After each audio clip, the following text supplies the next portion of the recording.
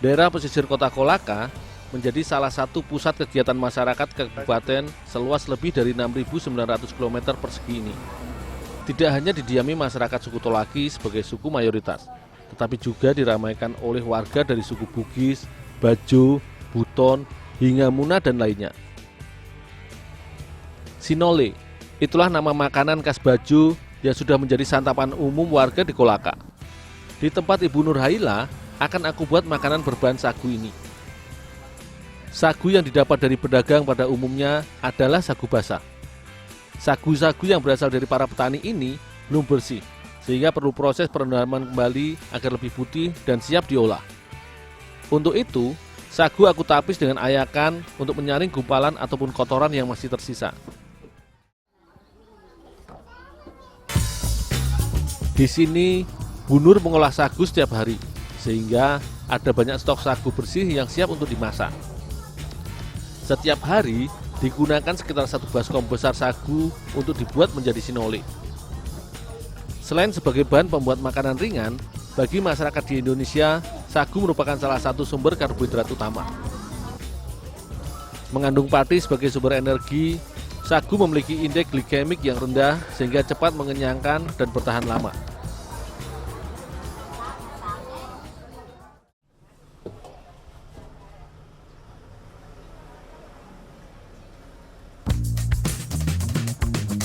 Setelah didiamkan beberapa saat, sagu bersih selanjutnya ditapis kembali. Jika penapisan pertama ditujukan untuk membuang kotorannya, maka tapisan kedua ini dimaksudkan untuk menghaluskan tekstur sagu yang masih menggumpal sehingga dihasilkan tekstur sagu berbentuk tepung.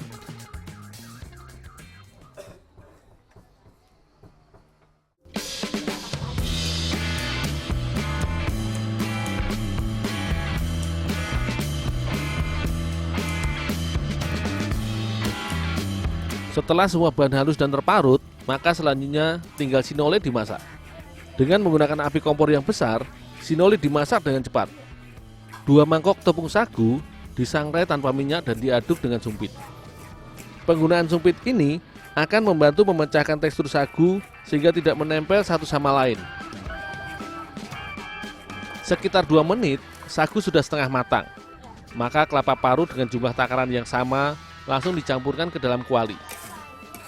Karena sagu sudah setengah matang, maka aku mengganti sumpit dengan sutil biasa dan tempurung kelapa. Jika sutil aku gunakan untuk membolak-balik campuran kedua bahan sinole, maka batok kelapa akan memadatkan adonan sehingga sagu dan kelapa parut bisa menyatu. Jika adonan sinole sudah bersatu dan menjadi padat, adonan sudah bisa diangkat. Sinole tidak perlu dimasak sampai berwarna kecoklatan, karena akan membuat teksturnya menjadi keras.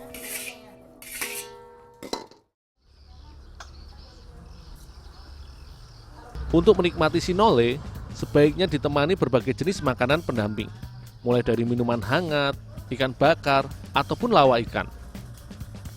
Lawa ikan merupakan ikan segar mentah yang dicampur dengan rempah asam dan juga kelapa sangrai tumbuk.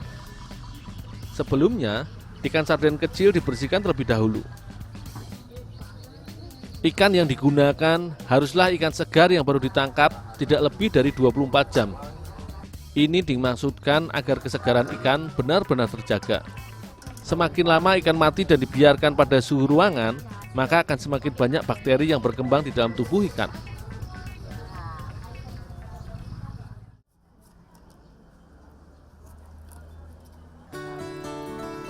Meskipun ikan tidak dimasak, tetapi akan dicampur dengan rempah-rempah yang beraroma kuat.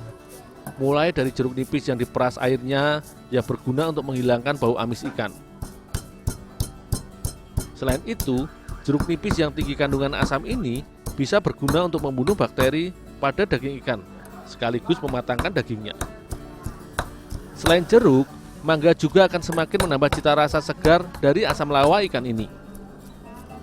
Agar mudah dicampur dengan bahan lainnya, mangga mentah ini diparut halus. Sebagai pelengkap, kita bisa menambahkan cabai yang dihaluskan. Semua bahan ini kemudian dicampurkan ke dalam irisan ikan. Mulai dari cabai, mangga parut, dan air perasan jeruk diaduk bersama sampai semua bumbu meresap ke daging ikan. Sebagai pelengkap dari lawah ini, kelapa sangrai yang sudah dihaluskan ikut dicampurkan.